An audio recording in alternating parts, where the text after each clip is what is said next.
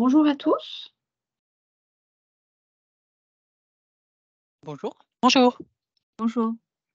Bienvenue à cette réunion d'information. Je vais vous partager mon écran.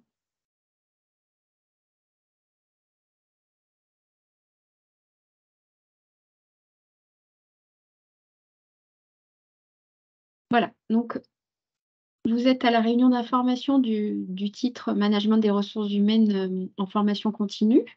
Je suis Jamila Totin, donc responsable de formation du MRH, comme on l'appelle simplement chez nous, du MRH en temps plein.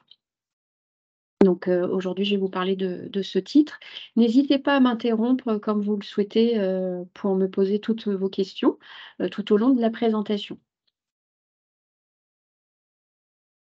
Donc le groupe IGS, c'est un groupe qui existe depuis plus de 45 ans, qui a différentes écoles, que ce soit en formation initiale, en alternance ou en formation continue, ce qui représente quand même plus de 74 000 alumni tout au long de ces années. Et nous sommes également situés sur 3 villes. On est sur Paris, Lyon et Toulouse. Et la formation continue est à Paris dans le 17e arrondissement. Au sein de la filière RH, nous proposons plusieurs titres, à savoir le management en ressources humaines, responsable de la gestion des ressources humaines, le chargé des ressources humaines. Alors là, je suis désolée, je me rends compte que je n'ai pas corrigé ce slide. Nous ne ferons plus à partir de la rentrée assistant RH et gestionnaire de paye. Alors, le manager des ressources humaines est un titre RNCP, donc qui est reconnu, de niveau 7 sur la nomenclature européenne, donc c'est un niveau de bac+5. On propose plusieurs modalités, donc en temps plein, avec une formation de 4 mois et demi, à raison de 5 jours de cours par semaine. Il y a une mission en entreprise qui est proposée. Alors, la mission en entreprise est optionnelle, elle fait un minimum de 6 semaines. Elle peut aller jusqu'à 6 mois en fonction de votre statut au moment de la formation.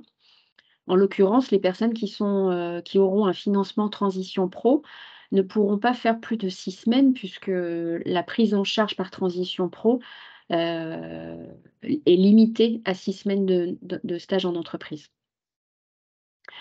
Vous avez également la possibilité de faire cette formation en digital learning accompagné. Donc là, vous êtes en auto-formation. Dans ce cas-là, la formation est étalée sur 16 mois. À raison de 360 heures, sachant que ce sont des heures estimées de cours et de travail. Donc là, vous êtes à distance, vous êtes chez vous ou sur votre lieu de travail et il n'y a pas de stage en entreprise. Et puis, vous avez également la possibilité de suivre la formation par bloc de compétences. Cette formation, elle est composée de 7 blocs plus le mémoire pour l'obtention du titre. Vous pouvez à ce moment-là capitaliser sur 5 ans et faire le titre, je dirais par petits morceaux, en suivant 1 ou 2 blocs par an, voire plus, mais vous pouvez morceler en fait le suivi de la formation et ainsi capitaliser la validation des différents blocs pour obtenir le titre à la fin. Est-ce que vous avez des questions sur les différentes modalités? Oui, bonjour. Excusez-moi, Bonjour. j'ai une question justement. Oui. Tout à l'heure, vous avez mentionné le projet de transition professionnelle Oui. et ma question est, c'est-à-dire que même en rythme d'alternance, vous ne faites pas en fait? Non, parce que Heu, non, pardon. d'accord. Allez-y. En fait, oui, Oui, sur oui. la question, on ne fait pas la formation à temps partiel. Mmh. On la fait vraiment qu'à temps plein, et donc là, vous êtes vraiment 4 mois et demi en cours intensif. D'accord, OK. Donc vous vous absentez effectivement de votre entreprise pendant au minimum 4 mois et demi, Mmh. voire un peu plus si vous faites le stage. Donc ça demande, dans le cadre de Transition Pro, ça demande vous devez faire une demande d'autorisation d'absence auprès de votre employeur. et votre employeur effectivement, pendant cette période devra, vous remplacer ou pas. Enfin D'accord, après c'est sa décision, mais mais en tous les cas, vous ne serez pas en entreprise pendant toute la durée de la formation. d'accord. Mais est-ce que du coup, pendant ce temps-là, le salarié, qui sera en transition, du coup, projet de transition professionnelle continuera d'être rémunéré ou pas? Oui, parce qu'en Est-ce fait, que oui. Transition Pro intervient sur 2 volets. Mmh. Transition Quand vous faites une demande de financement auprès de Transition Pro, c'est à la fois du financement sur les frais de formation, mais c'est également la prise en charge de votre salaire. D'accord, Donc OK. Transition Pro, dans ces cas-là, prend en charge votre salaire pendant la durée de la formation et éventuellement les 6 semaines de stage, mais pas Mmh. plus. OK, Et d'accord. votre sa et dans ce cas-là, Transition Pro rembourse votre salaire auprès de votre employeur et vous gardez votre salaire pendant la formation. D'accord, très bien, OK. En tout cas, tout ou partie, parce qu'en fonction de la tranche de salaire, dans laquelle vous Oui. êtes, Mmh. Transition Pro, voilà, peut rembourser, soit 100 soit un petit peu moins. Mais je crois que Oui, c'est oui, oui. pas moins de 80 en tous les cas. Oui, oui, après ça dépend effectivement, comme vous dites, Voilà, il y a un de la barème un peu tranche. Oui, du tout à de fait. salaire à ne pas Ouais, dépasser, enfin en oui, tout cas, oui. c'est ce qui me semble avoir vu Oui, oui. effectivement. En termes de salaire annuel, Oui. voilà, c'est en fonction de ce que vous avez. D'accord, OK, Voilà. très bien. Alors moi, Merci beaucoup. Mais je vous en j'ai prie. j'ai un complément d'information, à avoir concernant ce dispositif. Est-ce que, Transition Pro? oui, Transition Pro, est-ce que vous avez, des dossiers, Transition Pro? Enfin des gens qui sont acceptés en Transition Pro? Ah bah, oui, oui, oui, dans chaque session. Dans chaque D'accord, session, on a des personnes qui sont financées par Transition Pro. Ouais. d'accord. Alors après, Comme je sais qu'ils ont quand même des priorités, tout à sur des fait, publics particuliers, enfin des publics qui sont souvent tout à pas fait. diplômés, hein. Oui. Que Alors là c'est un niveau quand même, 7. oui, on est d'accord. C'est vrai que plus le diplôme présenté, est le niveau est élevé, heu, plus ça peut être compliqué d'obtenir un financement, par Transition Pro, je vous le cache pas. Oui, Maintenant, vous pouvez, enfin, je dirais cocher des cases ou obtenir des points, prenez la formule que vous voulez, mais sur d'autres critères aussi. Il faut savoir par exemple, cette formation, ça peut être dans le cadre, de justement un diplôme que vous n'avez pas dans la fonction parce que, vous avez travaillé en RH, mais que, pour pouvoir évoluer, vers d'autres fonctions plus managériales, ou vers une autre entreprise, vous êtes bloqué parce que vous n'avez pas le diplôme. Ça peut éventuellement jouer en votre faveur. Ça peut aussi, l'âge peut jouer aussi en votre faveur. Enfin, il y a différentes situations, il y a différents critères oui. chez Transition Pro. Il y a D'ailleurs, une sur leur site internet, moi je vous invite, fortement à aller sur leur site qui est très bien fait, hein, pour une fois, faut quand même, le dire et qui apporte beaucoup d'informations sur justement les critères sur lesquels ils favorisent les financements donc il y a et une puis appréciation individuelle tout des à fait. dossiers. Après chaque dossier passe en commission et c'est du cas par cas.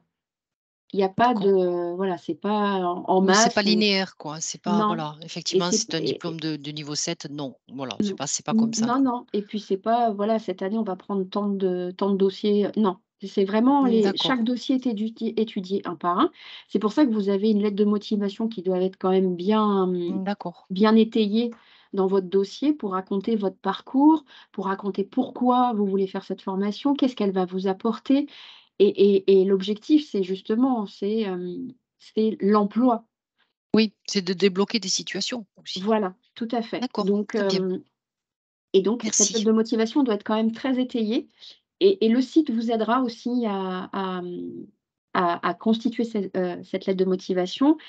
Ils ont des réunions d'information qui sont très bien faites également. Ils ont des conseillers, qui sont à votre disposition, qui peuvent vous accompagner aussi dans la constitution de votre dossier. N'hésitez pas à les contacter. Très bien, merci. Je vous en prie. Est-ce qu'il y a d'autres questions par rapport aux modalités ou éventuellement un mode de financement, puisqu'on est sur ça aussi? Je continue, n'hésitez pas à m'interrompre par la suite si vous avez d'autres questions sur ce sujet. Alors, les objectifs de la formation, bien évidemment, c'est de devenir un professionnel de la fonction RH dans la mise en œuvre des politiques RH. Dans la formation du manager des ressources humaines, on est plus sur l'aspect stratégique euh, et, euh, et beaucoup moins sur l'opérationnel. Vous allez, en tant que professionnel de la fonction, vous serez en mesure d'accompagner la transformation de l'entreprise et par rapport aux différents modules modules et blocs de compétences que vous allez étudier, vous allez pouvoir intervenir sur différents domaines comme la gestion des talents et des compétences, intervenir aussi sur tout ce qui est relations sociales et également risques sociaux. Ce qui sera important aussi pour vous, en suivant la formation, c'est bien sûr d'acquérir ce titre de niveau 7, donc ce bac+5, pour préparer votre évolution, soit en interne dans votre entreprise, ou en tout cas pour vous aider à impulser cette transition de carrière que vous souhaitez faire, ou en tout cas mettre en œuvre ce projet professionnel que vous avez. Alors, dans le cadre de cette formation, on a une liste il y a plusieurs métiers possibles qui vont de chargé de projet RH à des fonctions plus généralistes comme responsable de gestion RH ou RRH, voire DRH. Mais il y a aussi des spécificités comme responsable recrutement, responsable paye, mobilité, talent, relations sociales, formation. Voilà, il y a plusieurs possibilités et après, c'est en fonction de votre projet et de vos affinités, je dirais, avec certains métiers de la fonction RH. Alors, nos formations à l'IGS, formation continue, sont dans une organisation collaborative. On favorise les échanges entre apprenants, mais également entre apprenants et intervenants. On est sur des formations, je dirais pratico-pratiques, même si vous avez quand même une formation, à la fois, déjà où on vous dispense quand même, la théorie, mais pour chaque cours, vous aurez forcément une mise en pratique par le biais de mise en situation, de cas pratiques, d'exercices pendant les cours.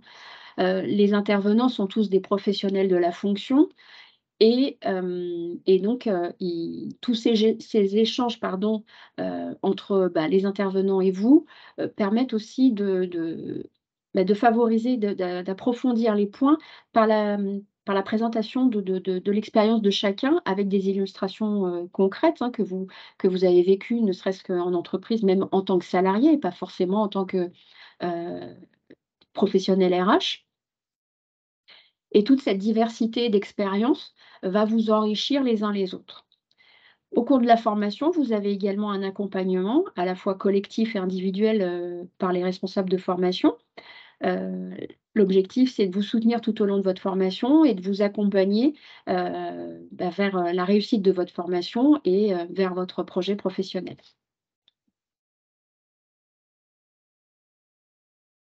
Donc, le MRH est composé de 7 blocs de compétences.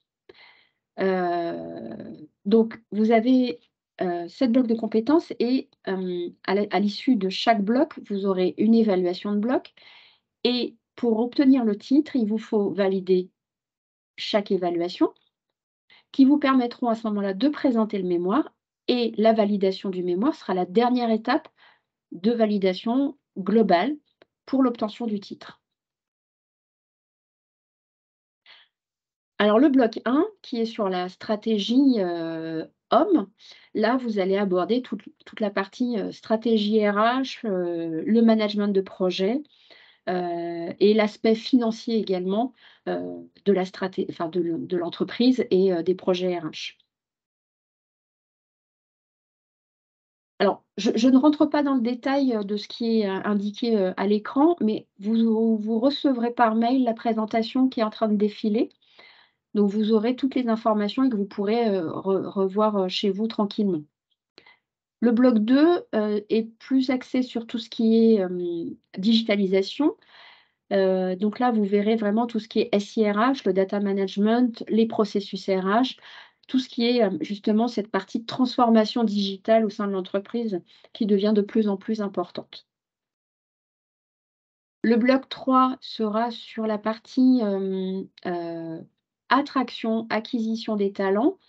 Donc là, avec les compétences clés de l'entreprise, la stratégie de développement des compétences et puis bien sûr la marque employeur. Ensuite, vous avez le bloc 4 où là, on part sur la partie développement et fidélisation des talents.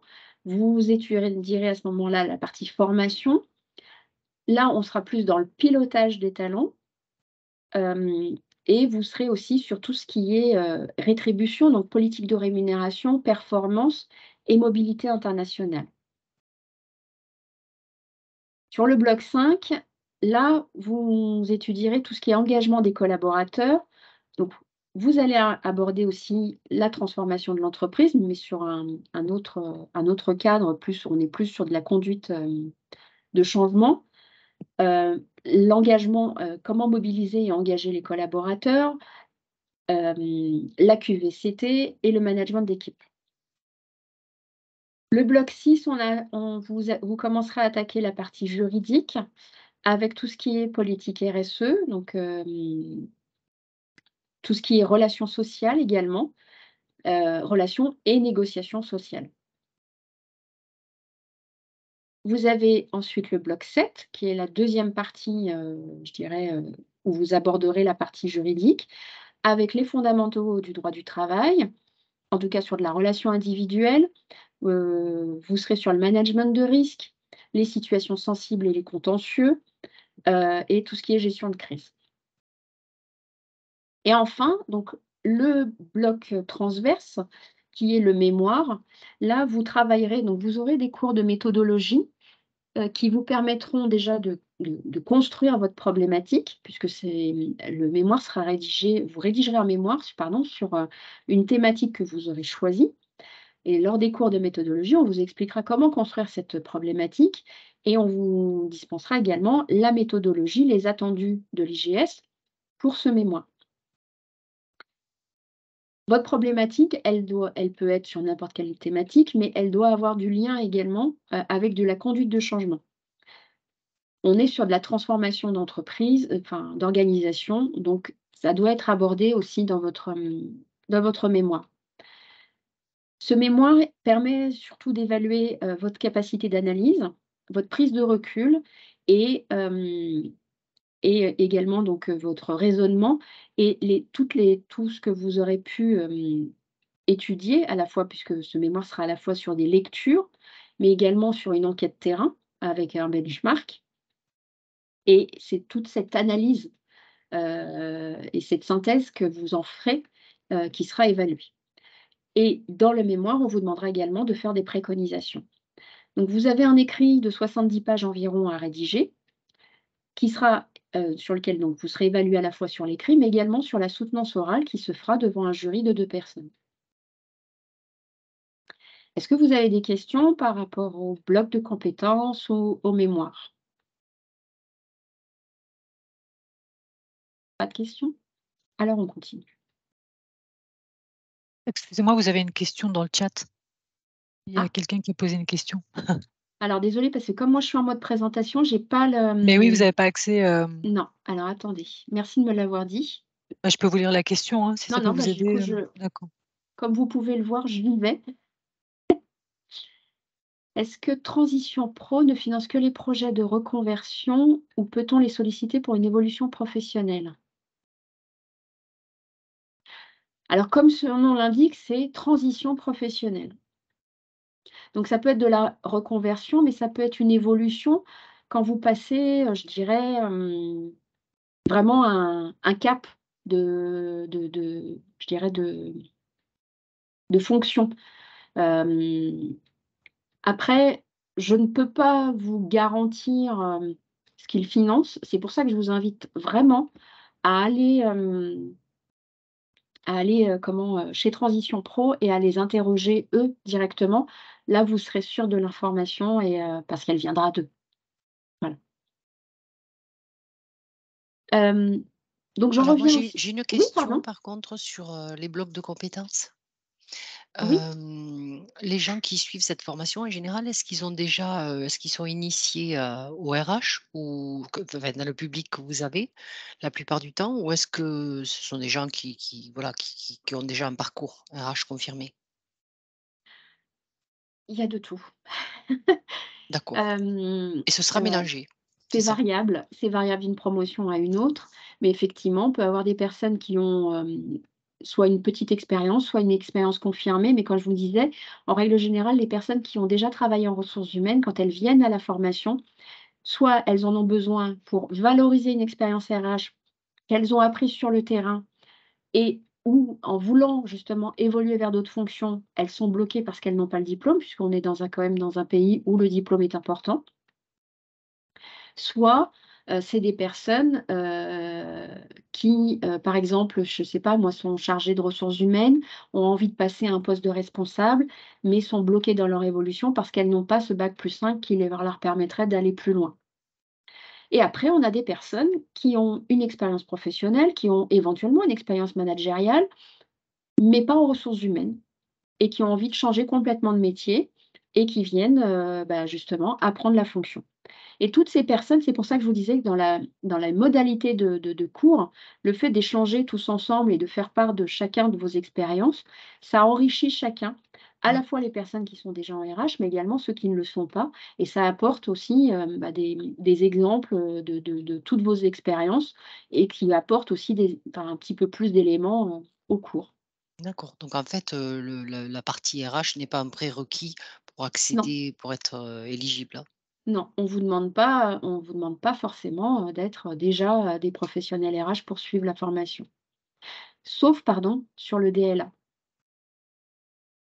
Dans le D'accord, digital learning, là, c'est différent.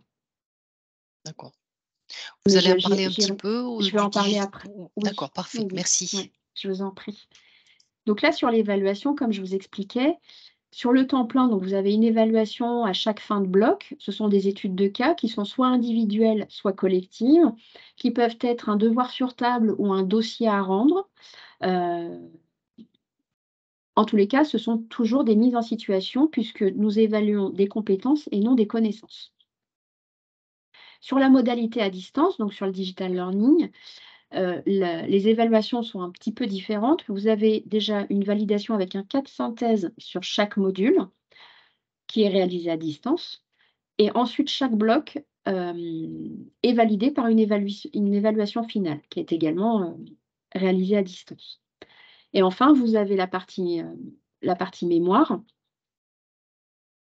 Pour les 2, pour les 2 modalités, sur les mêmes principes, donc avec, une problématique choisie par l'apprenant, un écrit et une soutenance orale. Sachant que pour le temps plein, la soutenance, alors vous avez 6 mois pour préparer le dossier, donc vous rendez l'écrit 6 mois après la fin de formation et la soutenance intervient 1 mois après la remise de l'écrit. Et sur le digital learning, pardon, le mémoire doit être, soutenu, terminé et soutenu avant la date de fin de formation prévue.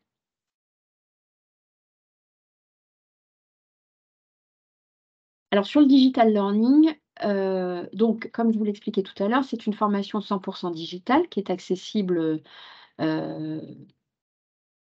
de tout lieu, hein, que vous soyez, chez vous ou sur votre poste de travail. C'est de l'auto-formation, donc vous allez vous appuyer sur des vidéos, sur des supports de cours. Vous aurez également des quiz pour voir un petit peu, pour vérifier un petit peu votre prise de connaissance, des cours que vous aurez étudiés. Et vous avez également, des sessions de coaching avec des experts des ressources humaines sur certains modules, sur les modules qui vous permettent, à la fois sur des coachings collectifs qui vous permettent de développer certains points et de travailler sur des cas d'entreprise et des coachings individuels qui vous permettent aussi, de vous préparer aux évaluations.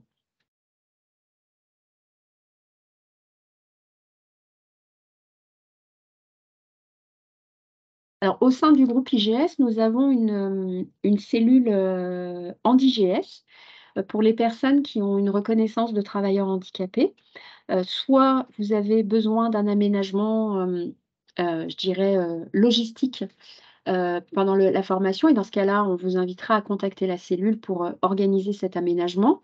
S'il n'y a pas besoin d'aménagement logistique, il faudra juste prévenir votre responsable de formation de manière quoi qu'il en soit, avec ou sans logistique, que vous puissiez bénéficier d'un tiers-temps supplémentaire sur les évaluations, en tout cas sur les devoirs sur table. Alors pour l'admission MRH, vous avez, donc on vous demande un diplôme pardon, de niveau 6, donc bac+3 ou 4 validé.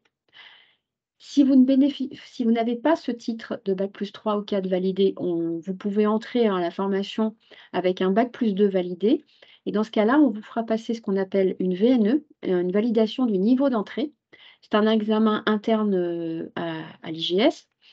C'est une épreuve, c'est un devoir sur table qui nous permet de vérifier vos capacités justement à suivre la formation, à faire les évaluations et à faire le mémoire de fin d'études, puisqu'on ne veut pas vous mettre non plus en difficulté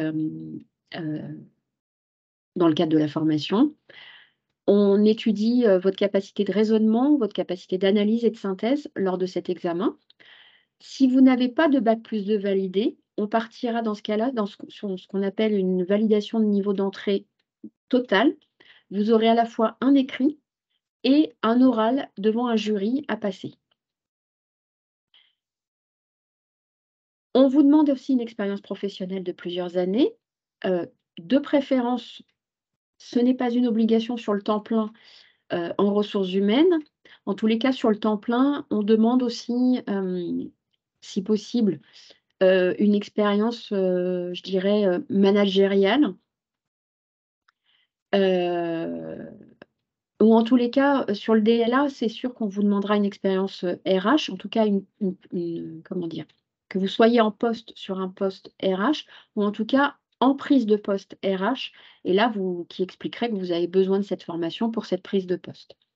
Donc pour l'admission, on vous demande le dossier de candidature complet. Donc c'est le dossier de candidature que vous pouvez télécharger sur notre site internet, plus un CV, une lettre de motivation et la copie de vos diplômes. Une fois qu'on aura réceptionné votre dossier de candidature complet, on vous fera passer un questionnaire de positionnement. Donc là, ce n'est pas une évaluation puisque c'est une photographie de vos compétences à un instant T liées à la formation. Vous aurez donc, ce questionnaire se fait en ligne. Vous aurez en fait différentes situations professionnelles en lien avec les compétences de la formation, et c'est sous forme de QCM. Il vous faudra cocher la réponse qui correspond à votre expérience professionnelle. Donc c'est pour ça que je vous disais, ce n'est pas une évaluation, il n'y a pas de mauvaise réponse puisque c'est vraiment en fonction de ce que vous avez fait au cours de votre parcours professionnel. Une fois que vous aurez fait le questionnaire de positionnement, vous aurez un entretien de sélection qui est un entretien de motivation et de présentation de votre projet professionnel. On vous demande surtout aussi à ce moment-là, d'avoir déjà identifié le mode de financement de votre projet de formation.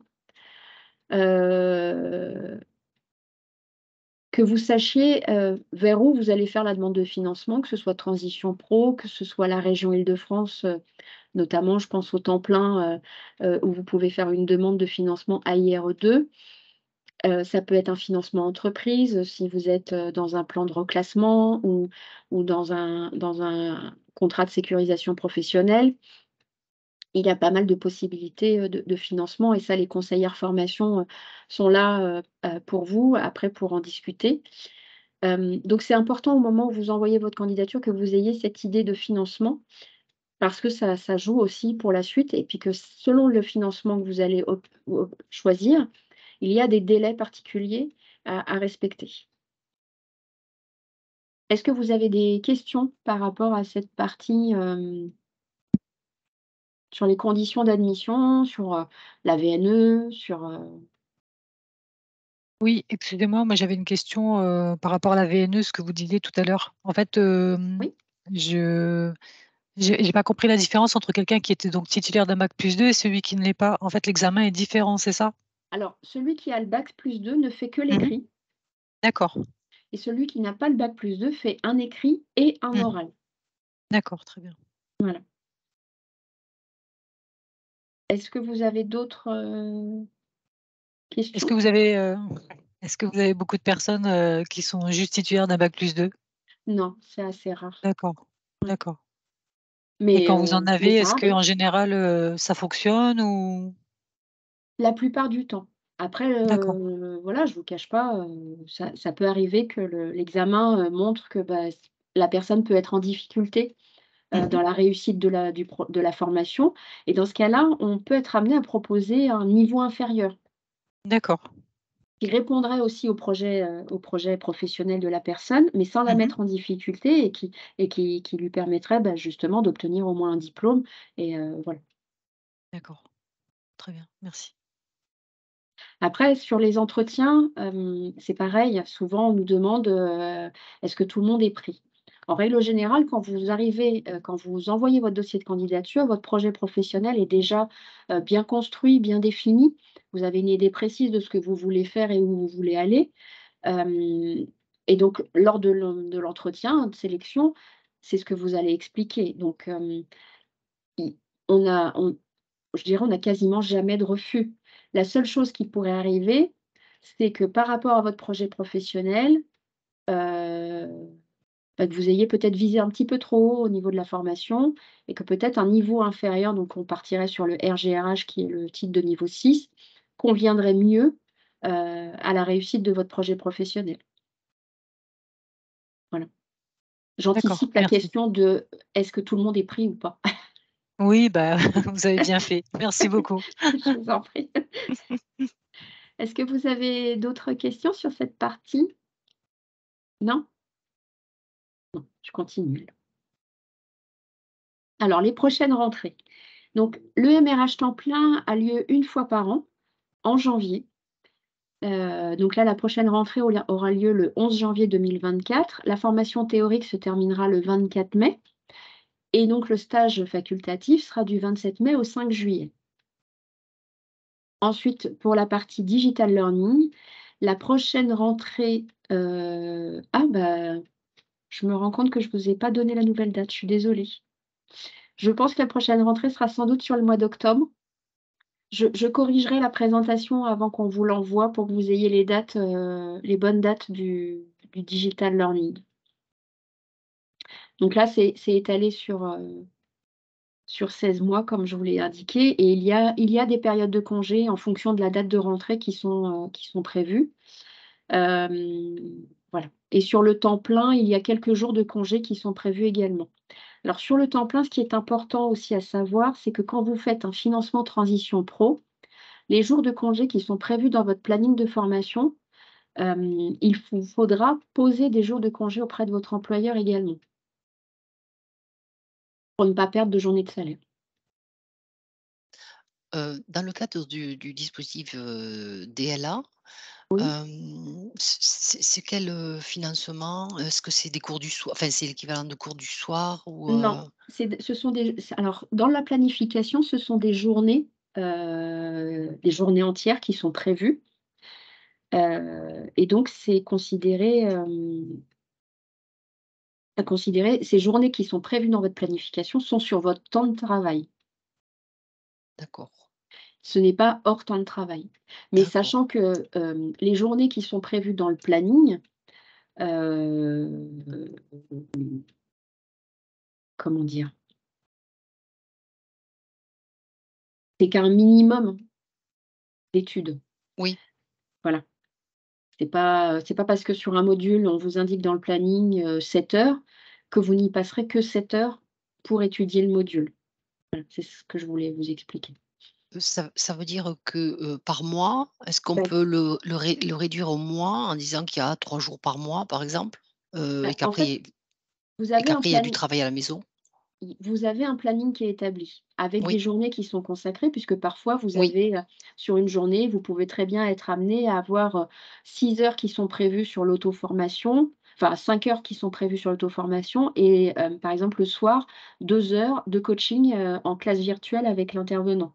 d'accord, Ça, c'est ce qui est sur votre planning. Ça veut dire que dans votre temps de travail, cette journée, elle sera considérée comme une journée en formation. d'accord, Mais au-delà de ça, vous, effectivement, vous aurez, sur, vos soirées, vos week-ends, du travail, à faire en complément et peut-être que vous aurez des vidéos à revoir, des cours à revoir, en complément de ces heures qui sont prévues dans le planning. d'accord. Bon, vous nous mettrez de toute façon, j'imagine, le planning, Alors, aussi, les conseillers formation pourront vous envoyer les plannings, détaillés, d'accord. mais pour que, vous ayez une idée, alors, il faut que je revienne, en fait, sur la présentation des heures. Je vais vous montrer.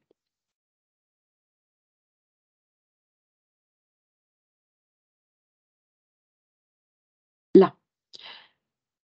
Vous voyez, on vous dit, voilà, il y a 16 mois, 360 heures. Vous avez un planning sur 360 heures. Mais ça ne veut pas dire que vous allez uniquement travailler 360 heures. D'accord, Vous pouvez être amené à en faire plus, en fonction de d'accord, votre mode d'apprentissage. Voilà, on vous parle d'une estimation de travail de 8 à 12 heures minimum par semaine, heu, parce que voilà, et ça ce peut que je être veux dire, c'est ça peut que être quand plus ou ça peut être moins, c'est selon comment vous apprenez aussi. mais ce que je veux dire, c'est que ça s'inscrit dans une autorisation d'absence de l'employeur ou quand, il y a des jours sur le planning, où c'est prévu, on pose des congés par exemple, ça s'inscrit dans quel cadre? Alors là, sur le DLA, on est plus sur de l'autofinancement. D'accord. Je voudrais pas vous dire de bêtises, comme je le maîtrise moins et que je ne suis pas la Oui, c'est responsable ça, parce formation que sur le je DLA. connaissais pas ce dispositif, c'est pour ça que je pose ces questions. Hem, Là, c'est la conseillère formation qui pourra vous donner un peu plus D'accord, d'indications. d'accord. Je veux pas vous dire de bêtises non Non, plus. non, non, mais il y a pas de souci. Merci. Je vous en prie. Alors,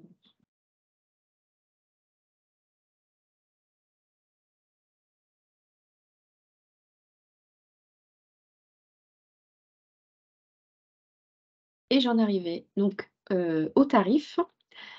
Moi, Donc j'avais oui, encore une question. mais bien sûr. Hem, pour les personnes qui choisissent, le temps plein, Oui, du coup, vous mettez que le stage donc est facultatif. Est-ce que vous le oui. conseillez quand même ou? Ça dépend en fait de votre expérience. D'accord. Si vous avez déjà, une expérience RH, bah, vous pouvez très bien en être dispensé et puis, et après, chercher un emploi tout de suite après la formation. Mmh mh. Parce que justement vous aurez, vous pourrez, plus facilement que quelqu'un, enfin trouver un emploi en RH en ayant une expérience et le diplôme qui Bah oui. vient, valider d'autres compétences qu'une personne qui sera en reconversion. Mmh Mais mh. ça n'empêche que si vous voulez faire autre chose que ce que vous avez fait, bah, ça peut vous apporter quand même quelque chose. Mmh mh. De mettre en pratique ce que vous avez vu en formation pendant le stage. Donc il y a plein de là, il y a que vous qui puissiez, savoir et décider Oui. Mmh ce mh. qui est bon pour vous, pour la suite de votre projet professionnel. D'accord. Le st Mais Alors est-ce je ne oui, vous pardon. cache pas Mmh mh. que si vous êtes dans le cadre d'une transition pro, bah, vous n'aurez que 6 semaines Oui. et que trouver un stage de 6 semaines n'est pas évident. Mmh. Ça, je vais pas il faut savoir aussi que enfin, c'est quand même important que je vous le dise. Dans le cadre de la formation continue, le stage étant optionnel, il n'est pas prévu d'accompagnement dans la recherche de stage. À la formation continue, on n'a pas de cellule dédiée aux relations entreprises. D'accord. Donc cette recherche de stage, c'est vous qui la menez, seul. Mmh mh. C'est pour ça que chercher un stage de 6 semaines peut être plus difficile que de chercher un stage de 6 mois. Oui. Maintenant, c'est un stage qui est facultatif. Si vous décidez de le faire, le stage, puisqu'on doit savoir avant la rentrée si vous le faites ou pas, parce que ça détermine la date de fin de formation. en cours de route, vous pouvez très bien changer d'avis et après ça demandera, de prévenir, les financeurs. D'accord. On n'est pas Voilà. tenu forcément de le faire dans la société dans laquelle on est. Alors si c'est dans le cadre de transition pro, vous n'avez pas le droit de le faire dans Ah, l'entreprise dans carrément. laquelle ah D'accord. oui. Ah, Alors, d'accord.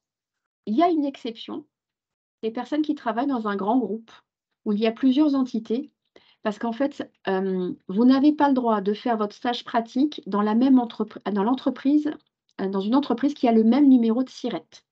D'accord. Mmh. Donc si vous êtes dans un grand groupe qui a plusieurs entités avec des numéros de SIRET différents, vous pouvez à ce moment-là faire votre stage dans une des entités du groupe dans lequel vous travaillez. Mmh. À Bon, partir c'est du mon moment où le SIRET n'est pas le même que celui de votre entreprise, votre employeur, oui, Mmh. ça pose pas de problème. d'accord. Bon, c'est mon cas, en l'occurrence, Voilà. Mais ça, c'est dans le cas de transition pro. oui, oui, Oui. oui. Après, pour les autres, oui, enfin, voilà, ça peut être où vous voulez, quoi. Et toujours, toujours dans le cadre du coup de transition pro, est-ce que du coup ce stage pareil reste sur du temps de travail? Ou Ah oui, il est ça en temps plein? oui, oui, en Oui, temps oui, plein, voilà, il est pardon. en temps plein, oui, tout à Ça fait. marche. OK. Oui, oui. Et là, pendant les 6 semaines, ça fait partie de votre formation et Mmh. effectivement, si vous choisissez le stage, votre dernier jour de formation, c'est le dernier jour de stage pratique. Ce n'est plus le dernier jour de cours théoriques. D'accord. OK. Votre dernier jour de formation, il se décale finalement, d'autant. D'accord, et toujours la personne reste rémunérée, comme vous disiez tout à l'heure, selon les Voilà, conditions de parce que départ? OK. voilà, parce qu'en fait, quand vous faites votre demande c'est pour ça qu'il faut que au moment où vous allez faire votre dossier transition pro, il faut que vous ayez pris la décision si vous faites le stage ou pas. Oui, La oui, oui. transition pro, dans ces cas-là, si vous avez un doute, moi je vous conseille de choisir le stage, parce que c'est plus facile de revenir en arrière Oui. Mmh. dans ce sens-là, que si vous ne prenez pas le stage et que vous voulez finalement le faire, dans le cadre de transition pro, vous ne pouvez pas. Si, c'est-à-dire que dans le cadre de transition pro, vous ne pouvez pas décider, enfin dire: «Voilà, je ne le fais pas» et changer d'avis en cours de route. Par contre, l'inverse, c'est dire: «Je fais le stage, mais finalement je ne le fais plus», ça vous pouvez le faire. Parce que dans ces cas-là, vous pouvez prévenir transition pro, enfin, vous prévenez votre employeur que vous rentrez plus tôt en entreprise, vous prévenez transition pro que finalement votre formation se termine plus tôt et tout s'arrête. Mais par contre, transition pro ne pourra pas statuer après le démarrage de la formation pour éventuellement financer votre salaire pendant un stage pratique. Est-ce que je suis assez claire là? Oui, oui. Oui, oui. D'accord, En tout cas, pour moi, c'est clair. Après, d'accord. mmh, Donc, et effectivement, transition pro, donc il faut au moment où vous faites le dossier transition pro, il faut que vous sachiez si vous faites le stage ou pas, mmh. puisque ça détermine le dernier jour de formation et du coup, ça déterminera la demande que vous ferez auprès de transition pro, notamment la durée de prise en charge de votre salaire, pendant la formation. D'accord, OK. Et quand vous dites, du coup, alors donc effectivement choisir dès le départ, et si après la personne finalement, ne souhaite plus faire le stage, Oui, est-ce que c'est validé, par, un alors conseiller d'IGS ou pas du tout? Enfin nous, ça nous pose pas de problème puisque c'est un stage facultatif et ça n'a pas oui, d'incidence sur d'accord, l'obtention du titre. d'accord, OK. Donc si vous décidez finalement de ne pas faire le stage, il y a pas de souci. Dans ce cas-là, il faudra faire un mail, à votre responsable de formation pour dire: «Bon, bah, finalement, je ne fais pas le stage». Mmh. Vous aurez un avenant à votre contrat de formation qui dira que votre date de fin de formation a changé. On D'accord. modifiera la date de et il faudra prévenir déjà, il faudra vérifier auprès de votre employeur si vous pouvez revenir plus tôt, parce que ça vous fait Mmh. revenir 6 semaines plus tôt Oui, et après, si votre employeur dit OK et c'est prévenir Transition Pro pour dire: «Bon, finalement, j'arrête la formation 6 semaines plus tôt» mmh, et ainsi Transition Pro n'aura pas à rembourser votre oui, employeur mmh, sur les 6 semaines de salaire, pendant le stage pratique. d'accord, OK. Voilà. Ça demande quelques petites démarches administratives supplémentaires, mais c'est faisable. Mmh. Au départ, vous nous avez parlé de la formation à temps plein pour Paris. Est-ce que, c'est pareil pour, le campus de Toulouse? Alors là, je sais pas. Je D'accord, suis désolée. Il faudrait contacter Toulouse. d'accord. Je vous avoue que là, alors par contre non, si vous pouvez faire quelque chose. Si vous regardez sur le site internet, Groupe IGS Formation Continue, Oui, vous avez pour chaque titre les lieux où ils sont dispensés. d'accord. Voilà, et là, ça vous donnera une indication. Mais en général, je suis pas sûre pour la formation continue à Toulouse. À Lyon, je sais qu'il y en a, mais je suis pas sûre qu'ils fassent tous les titres, mais à Toulouse, je sais pas. D'accord, Ils sont plus sur de la formation initiale ou de l'alternance. d'accord. OK. Ça m'arrange Alors pas. après peut-être, non, après je vous dis dans l'alternance, ça peut être des contrats pro adultes, mais, Non, non, là, c'est pas c'est le projet est sur du transition pro. Au départ, c'était sur la d'accord, VAE, c'est pour ça que je me suis, rattachée à Paris puisque c'est Paris qui oui, fait la VAE. tout à fait, Donc je suis restée sur cette lignée, mais moi, je suis à Toulouse, hein. ça s'entend. Oui, oui, oui. En tout cas, merci. Bah, je On a vous le en prie. soleil via le téléphone. Oui, C'est c'est ça. bien, ça fait du bien. C'est chantant, c'est sympa. C'est En plus, ça. il fait très beau, hein, donc Ah bah, vous Bah avez de la oui. chance. Est-ce merci. que est-ce que vous avez d'autres questions, notamment sur les financements ou sur puisqu'on est en plein dedans ou sur autre chose, hein? Oui, le digital learning accompagné, c'est que du financement personnel? Non, puisque vous voyez là sur le tableau, Ah ça peut oui, être, effectivement. Ah j'étais ben, c là, j'étais en pleine réflexion et en fait non, et eh non, ça peut parfait, être aussi, voilà. super, super. Et après c'est l'aménagement, de votre, formation qui doit être vu avec votre Oui, entreprise, mais, ça peut être financé par l'entreprise également, oui. d'accord, très bien, Mmh. parfait. Merci. L'entreprise ou l'OPCO. Oui, merci. Hem, donc sur les tarifs, vous avez le temps plein, qui est à 16 800 € net de taxes et le digital learning qui est à 9 800 net de taxes, et quand c'est un financement personnel, il faut voir avec les conseillers formation, pour le tarif. Alors sachez que jusqu'au 30 avril, les frais de dossier sont offerts, heu, sachant que ces frais sont de 120 € en temps normal. Voilà. Et en tous les cas, si vous envoyez votre dossier d'ici le 30 avril, vous n'aurez pas à payer ces 120 € de frais de dossier. Pour la VNE, les frais de VNE sont de 150 €, quelle que soit, la modalité choisie, sachant que les 150 €, c'est pour une VNE, simple quand vous ne faites que l'écrit. Et si vous faites l'écrit et l'oral, c'est 150 € par, partie de test, donc la VNE totale est à 300 €.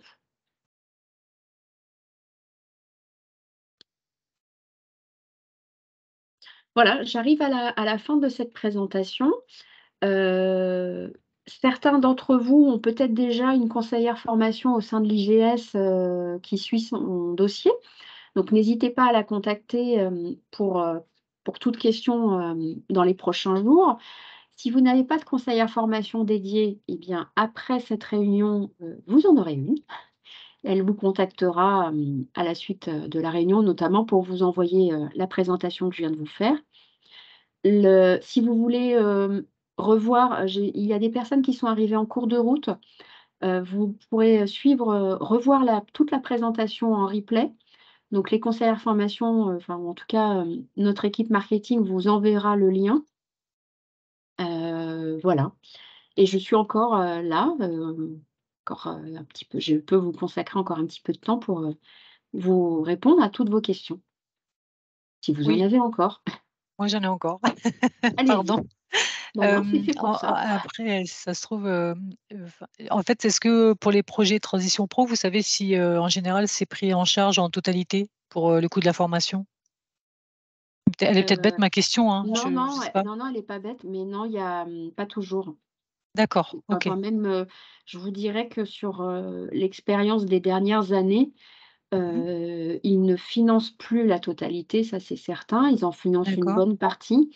Donc, n'hésitez pas à utiliser votre CPF, mmh, si vous en avez, oui, pour compléter, et puis après le reliquat, bah, il faut réfléchir au fait que s'il y a un reliquat après financement transition pro et CPF, essayez de savoir comment comment vous pourriez financer cette dernière partie. d'accord. Mais souvent, enfin après en fonction, du comment? Mais ça, en fait, enfin, du coup, on le sait quand, à peu près? À la décision de transition pro, D'accord, qui c'est quand, ah intervient oui, pardon. Bah oui. enfin qui intervient à peu près un mois avant, la formation. Ça Ah, c'est un reste peu tard. ah oui, bah, ils prennent leur temps. Ah oui, non, mais ils prennent leur temps, c'est pas de Ah, l'anticipation ça, Bah, effectivement. oui, disons que oui, c'est mais c'est pour difficile ça de se retourner quoi, si, Ah bah on oui, a à 1 surtout un mois, refus, oui, à la limite voilà. si c'est un refus partiel, c'est-à-dire enfin un refus partiel qui finance pas tout, au moins c'est déjà ça, on va dire, hein, parce qu'un refus mmh, total, pour se Mmh. retourner, c'est pas évident, quoi. bah, en fait, si Transition Pro vous fait un refus total, après vous pouvez, représenter un dossier, Transition Pro, sur l'année suivante. En général, vous avez, je crois, un délai de 8 mois? 9 mois, 9 9 mois, il me semble. ah, oui, je j'ai plus les 8 ou Enfin, il me 9 mois semble. à à partir du premier jour de la formation que vous vouliez faire, pour représenter. Donc comme on a la formation une fois par an au mois de janvier, vous pourriez très bien, puisque après, oui, ça veut dire, représenter votre dossier en fin d'année. Enfin, faut revoir un petit peu. Vous pourriez représenter votre dossier, soit l'année suivante ou l'année d'après. Il faut savoir que votre admission au sein de l'IGS est valable 2 ans, au cas où. À Mais partir après du moment où vous s'ils ont refusé déjà une première fois, est-ce que mais voilà, c'est pas un problème de fond, quoi, non, c'est pas forcément un problème de fond.